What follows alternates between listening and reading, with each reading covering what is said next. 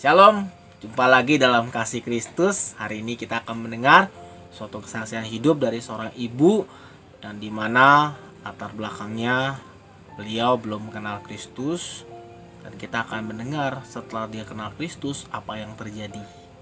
Untuk lebih jelasnya, saya akan menyapa Ibu Nasipi. Shalom Bu Nasipi. Halo Pak, selamat malam. Malam. Gimana kabarnya Bu?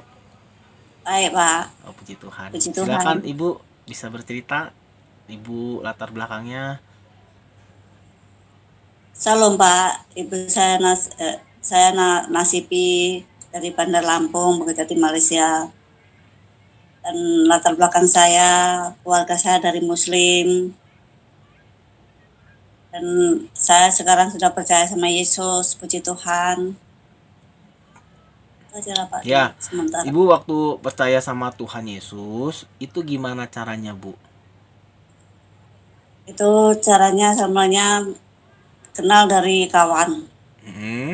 Terus? Nah, dapat itu saya ada ajakin pujian dan berdoa.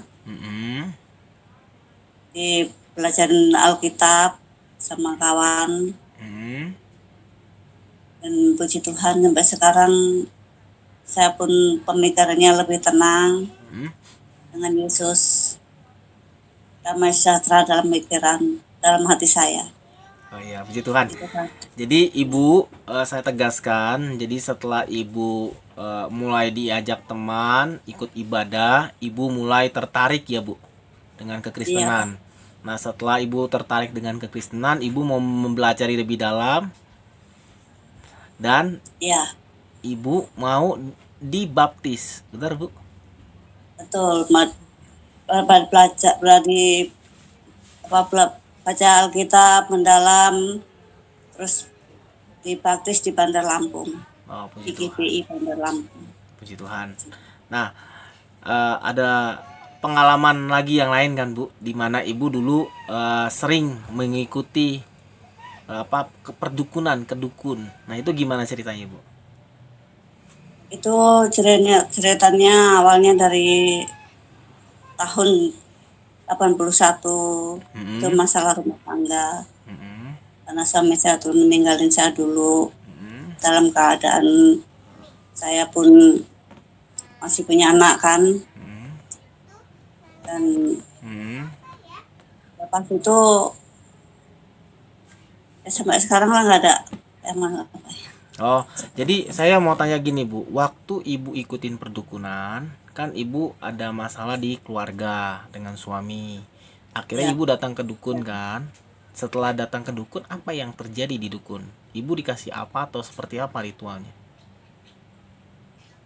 itu istilahnya kayak bawa bunga-bungaan macam itu, terus suruh mandi, tapi reaksinya pun nggak ada apa-apa. Oh, nggak ada dampaknya ya Bu ya? Nggak ada Oh, reaksi apa. malah Ibu lebih panas, lebih emosional atau gimana Bu? Setelah keluar dari Ya, perdukunan. ya bawaannya memang marah-marah, nggak ada kedamaian sejahtera, nggak ada lah. Oh, tapi itu terus-terusan Bu, Ibu ke dukun. Kalau ke dukun satu belum bisa, terus ke dukun lagi yang lain atau gimana? Nggak ada, cukup satu kali itu. Satu kali. Udah ditunjuk kalau umpamanya sudah sekali nggak ada pandangan, dan memang nggak ada ngulang lagi. Manual nggak ada sekali. Sekali itu doang ya Bu ya. Tapi sekali itu pun membuat Ibu susah ya Bu hidupnya ya. Nggak bisa tidur atau gimana? Itu ya pemikiran ibu karena istilahnya jualan ya Pak ya, istilahnya dia di banyak kesibukan lah, kesibukan bersemangat aja, Gitu ya Bu. semangat dalam dunia. Kalau mamanya yang ibu waktu yang belum bisa tidur, istilahnya nggak ada kedamaian, istilahnya kan dalam ekonomi, ibaratnya pun usaha itu kan pekerjaan yang sia-sia ya Pak ya. Sebelum didoain sama Bapak puji Tuhan dulu, Iya. memang pekerjaannya itu inilah jalan terus ibaratnya kan, nggak pernah berhenti dalam penghasilan. Iya. Jadi Bapak Ibu, Ya, Ibu puji ini Tuhan sekarang. ibu ini saya sedikit tegaskan, ibu ini waktu dia mengalami ikut dalam perdukunan sebenarnya tujuannya untuk menyelesaikan masalah untuk keluarga, benar ya bu ya, tapi tidak ada hasil ya bu, tidak ada hasil, Nggak ada, malah nggak ada lebih hasilnya. parah, lebih parah dalam arti ibu susah tidur, benar ya bu ya? Mimpi buruk gak bu? Susah tidur, nggak ada ketenangan, mimpi-mimpi buruk, Mm-mm. Akhirnya kan nggak ada ketenangan, Pak. ya waktu itu ibu kan hubungin saya Ya, jelasin kan tentang firman Tuhan. Nah, apa yang terjadi bu? Waktu itu kan saya doakan ibu. Apa yang terjadi setelah saya doakan? puji Tuhan, Pak. Udah tenang, damai, sejahtera. Istilahnya kan, puji Tuhan. Baca Alkitab lebih oke? Ya, Luar biasa bisa ya. lancar baca Alkitab. Nah, Ya, puji waktu Tuhan. itu saya bapak ibu minta ibu ini juga mendoakan ya bu ya rumahnya ya bu yang sekarang ditinggalin Ya, karena ada banyak gangguan. iya, Nah, betul, Pak. setelah itu sekarang masih ada gangguannya bu?